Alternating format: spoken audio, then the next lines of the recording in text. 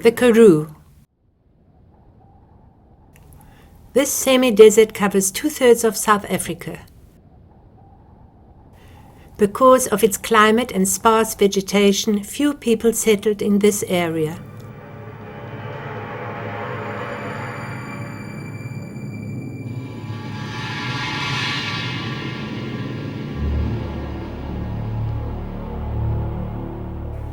About 300 million years ago, when the supercontinent of Gondwana was formed, huge rivers flowed from mountain ranges north and south of present-day South Africa into the Karoo Basin, creating a huge inland sea. During the next 100 million years, these rivers deposited layers and layers of sand and mud, up to 12 kilometers thick.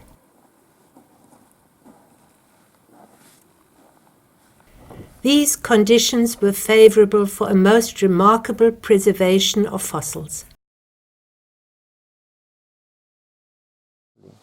So what we're going to do now is drive up here. This is the Komsberg Path. On one of his many trips into the Karoo, John found some animal tracks which were embedded many millions of years ago. And then we head into one of these wind farm areas we've already looked at, and we head down southwards from this road here. The trackway is just here. This new discovery needed to be further researched. Okay, this is a diagram showing the rock succession of the Abraham's Kraal Formation.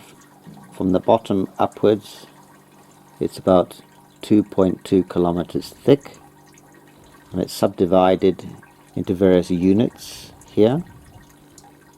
On the right hand side, the diagram shows the distribution of different groups of fossils within the Abraham's Kraal Formation, groups like Dinocephalians and Dicynodonts. The trackway site is probably in the lower part here, what's called the Liufley member down here, and you can see that at the time of this study, which was in 1994, that there were no vertebrate body fossil sites known that low down from the Abraham's Kraal Formation, but we're still hoping.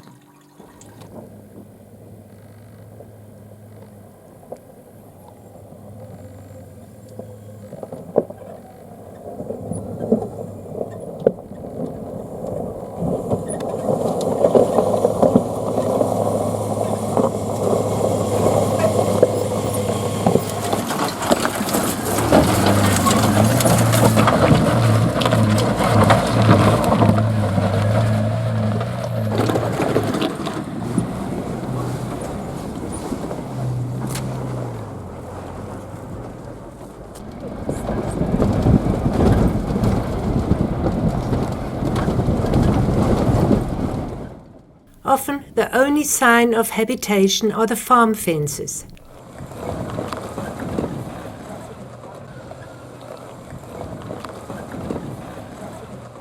Most of them have seen better times.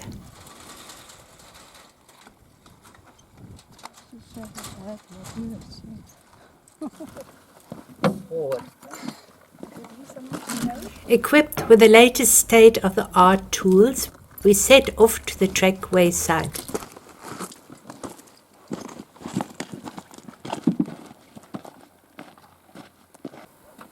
But nice shallow water ripples here, and there's a margin of a... On the way, we came across a rippled surface.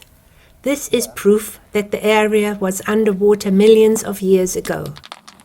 By the shape of the ripples, scientists can ascertain if they were laid down in a quiet pool or by a flowing river.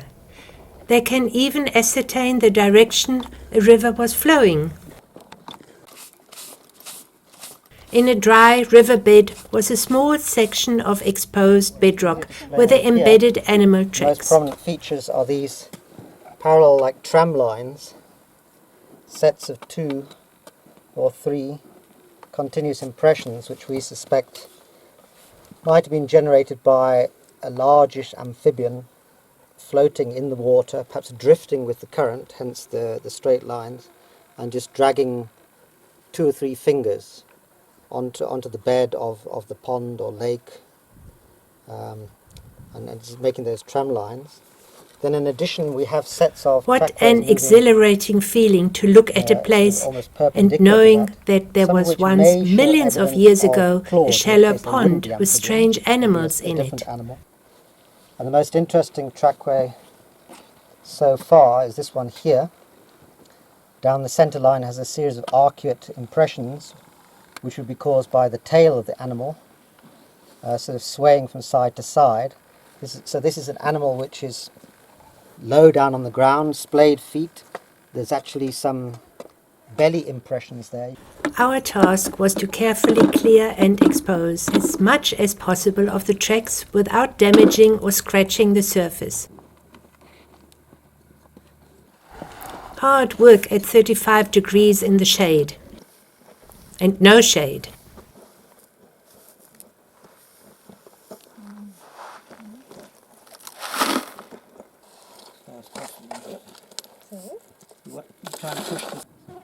Professional malingerer.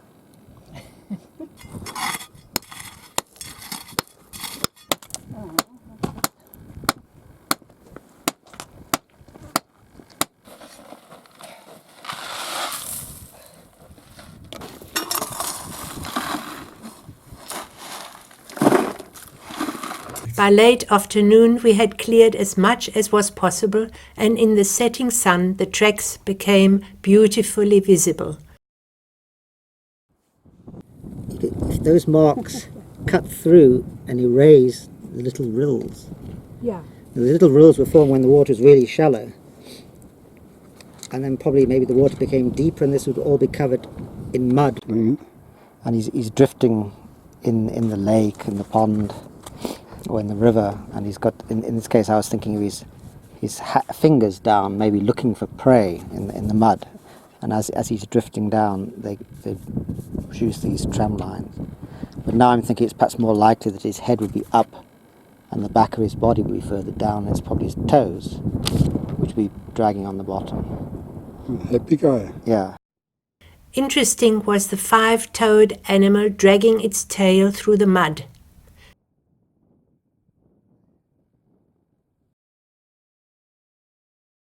Here one can even see the impression of the belly where the animal must have rested. This animal must have floated in the pond, just touching the crest of the ripples with its feet. So there's a rippled surface and the fish are swimming just touching the crest of the ripples. Now it's time for a well-deserved sundowner.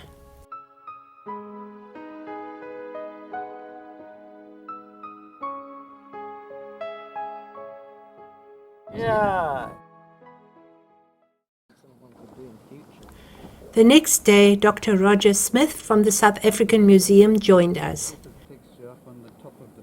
He is the expert on Karoo fossils, specializing in the study of the Permian-Triassic mass extinction 251.6 million years ago. It's that little layer under here. These tracks are somewhat older, most likely early Permian. It's low, but all this.